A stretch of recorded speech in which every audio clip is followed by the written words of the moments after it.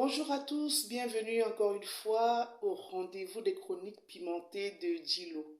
Merci d'être là. J'ai entendu une phrase de quelqu'un de mon entourage qui disait: La France m'a tout donné, tout, et je suis très reconnaissant. Elle a encore fait, j'ai eu des vaisseaux sanguins qui ont éclaté dans mon cerveau. Il ne s'agit pas ici de vilipender tel ou tel pays, hein. Chaque personne trouve son bonheur à son niveau. Mais quand tu dis une phrase comme celle-là, je voudrais te poser quelques questions. La première, c'est que est-ce que tu connais ton histoire? C'est ça. Quand tu dis que la France t'a tout donné, pose-toi aussi la question de savoir qu'est-ce que j'ai donné à la France? Qu'est-ce que j'ai donné à l'Europe? Qu'est-ce que l'Afrique a donné à l'Europe? D'abord, excuse-moi, je voulais te dire une chose. C'est que tu ne dois pas te sentir complexé, coupable ou en situation de complexe d'infériorité devant qui que ce soit. Tu ne dois pas te sentir en situation d'infériorité. Parce que déjà, ce n'est pas toi qui as cassé le vase de Soissons. Tu me diras que Soissons même c'est qui? Soissons même c'est où? Hein? Mais ce n'est pas toi. Parce que souvent tu te sens coupable de quelque chose que tu ne sais même pas, que tu ne connais même pas. Ce n'est pas non plus toi qui est à l'origine du vol du collier de la reine, hein. C'est quoi encore le vol du collier de la reine? Tu ne sais pas. Et pourtant, tout ce qui se fait, tout ce qui se dit, tu es concerné. Tu es impliqué. Toi, Africain, tu es impliqué. Regarde seulement les guerres mondiales. Les gens se chamaillent là-bas, loin. Ils ont des problèmes entre eux qui déclenchent une guerre. Et après, on dit guerre mondiale. Toi, Africain, tu es impliqué dans cette guerre mondiale et tu vois les tirailleurs sénégalais, comme on les appelle, les tirailleurs africains, qui vont combattre pour quelque chose qui ne les concerne même pas, dont ils ne sont même pas, dont ils ne sont même pas à l'origine, j'allais dire. Donc c'est la raison pour laquelle, quand tu dis qu'on t'a donné, demande-toi aussi ce que toi tu as donné. Va au musée du Quai Branly, tu vas voir. Le musée Jacques Chirac, il y a des vestiges d'Afrique. Va voir. Est-ce que tu connais Ya Asante Oua, Ablapoku, Nandi Shaka Zulu, Radnavalona première, la reine malgache? Est-ce que tu les connais? Cheikh Anta Diop Sankara, Ernest Ouangé Moumié, Dola Mangabel. Je continue à citer, il y en a plein. Kebambaye. Toutes ces personnes qui font la gloire de l'Afrique. Et là, je n'ai même pas cité la moitié, hein. La liste n'est pas exhaustive. Est-ce que tu connais les grands empires, Songhai, Manding, ton histoire africaine? Est-ce que ton histoire a commencé avec l'esclavage ou avec la colonisation? Non. Ton histoire a commencé depuis Mathusalem, c'est-à-dire depuis la création de l'humanité. Et tu as été le premier. Donc tu ne dois rien à personne. Au contraire, on te doit. Oui, on te doit. Première chose, tu vois les Africains qui ont les doctorats en sciences économiques, doctorats en sciences politiques, en droit, des doctorats de l'école coloniale. Ils s'en glorifient. Dis-moi un peu, en quoi est-ce que tes diplômes contribuent à développer l'Afrique? Dis-moi. Tu ne penses pas que nous devons mettre en place une école du savoir africain où on raconte notre histoire africaine, où on dira à nos enfants que vous savez, lorsque les Européens sont arrivés en Afrique, ils ont trouvé des hommes avec grand H, forts, en, en bonne santé, très bonne santé, avec une belle dentition. Ces personnes, nos ancêtres, ont été capables de traverser les océans morbides, des mers, dans des cales, enfermés dans des bateaux négriers, fouettés, chicotés. Oh là là. Parce que ils étaient forts, ils mangeaient bien, leur pharmacopée était développée. Si les Européens étaient arrivés en Afrique et avaient trouvé des hommes faibles, malades, amaigris, eh bien l'esclavage n'aurait pas eu lieu. Oui, les Africains n'auraient pas été attractifs, puisqu'il fallait que ces Africains aillent travailler dans les champs de coton.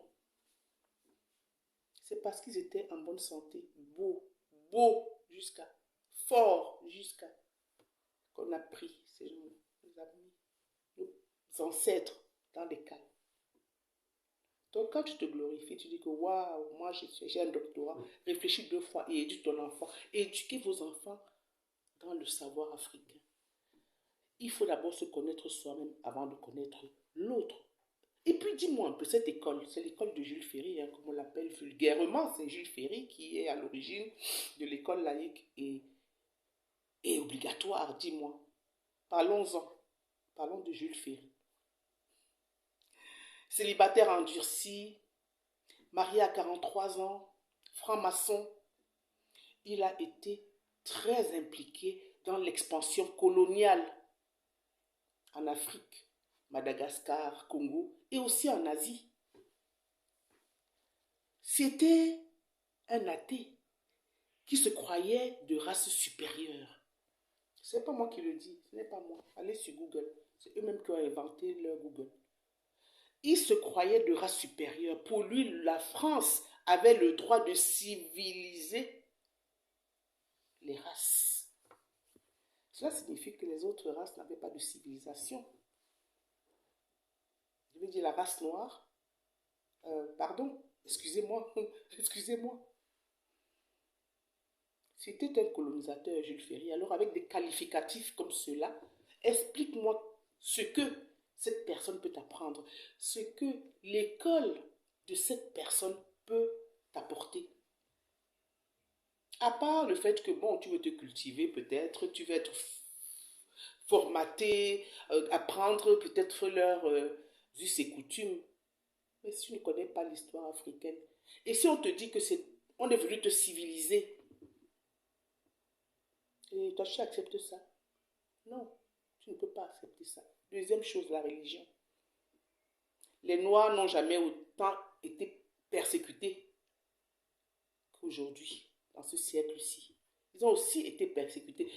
Depuis la nuit des temps, on voit bien que malgré cette bonne religion-là, qui prône le partage, l'amour, l'entraide, il y a eu l'esclavage, il y a eu la colonisation. Aujourd'hui, il y a la traite des Noirs a eu lieu, la traite des Blanches. Mais bref, il n'y a que des traites et des traîtres. C'est cette religion que tu prônes, au détriment de celle de tes ancêtres. Et tu fêtes Noël. Est-ce que le Père Noël, un jour, est venu dans ta cheminée en Afrique? Est-ce qu'il y a même une cheminée dans nos maisons en Afrique? Moi, chez moi, il n'y en a pas. Peut-être que chez vous, il y a des cheminées où le Père Noël va descendre et venir apporter les cadeaux à vos enfants. Moi, chez moi, il n'y en a pas en Afrique, les cheminées. Notre spiritualité, notre histoire a été une histoire qui a été occultée. Et ça, c'est très grave. Et quand tu entends quelqu'un dire que tu m'as tout apporté, je te pose encore la question. Est-ce que tu connais les civilisations comme les civilisations Ifé, Nok, Rift Valley? Pourquoi est-ce que l'histoire de l'humanité, l'histoire africaine, est encore tributaire de la représentation du pays colonisateur? Souviens-toi de 1884. 1884, on a phagocyté l'Afrique, divisé l'Afrique comme un morceau de viande. Chaque grande puissance c'est partager l'Afrique. Et l'Afrique est restée comme ça, spectateur du monde, au lieu d'être acteur du monde. C'est la raison pour laquelle n'oublie pas, si tu connais ton histoire, si tu connais, tu sais d'où tu viens et surtout ce que tu vaux, c'est ça le nœud. Est-ce que tu sais ce que tu vaux? Parce que si on t'a enlevé, on t'a fait un lavage de cerveau, où on t'a dit que tu n'es rien, que le noir, le noir est mauvais, que le noir n'est rien dans l'échiquier mondial. On t'a fait un lavage de cerveau. Il faut qu'aujourd'hui tu te ressaisisses parce que tu n'as plus le droit à l'ignorance, parce que c'est la pire des maladies aujourd'hui. L'ignorance est la pire des maladies aujourd'hui. Donc ne reste pas prolétaire en Europe en disant que, ou aux États-Unis en disant que oui, moi je me sens bien là-bas, on m'a tout donné, ils m'ont tout donné. C'est les petits 1200 € là qu'on te donne tous les mois, ou les petits 1500 € qu'on te donne tous les mois. C'est la raison pour laquelle tu es reconnaissante à vie, ad vitam aeternam, à ton pays colonisateur. Réveille-toi, réveillons-nous. Regarde même les carences que nous avons. Nous ne pouvons pas accepter cela. Donc, tu dois tout à la France te doit tout. Toi aussi, tu dois tout à l'Afrique. À bon entendeur, salut. Merci.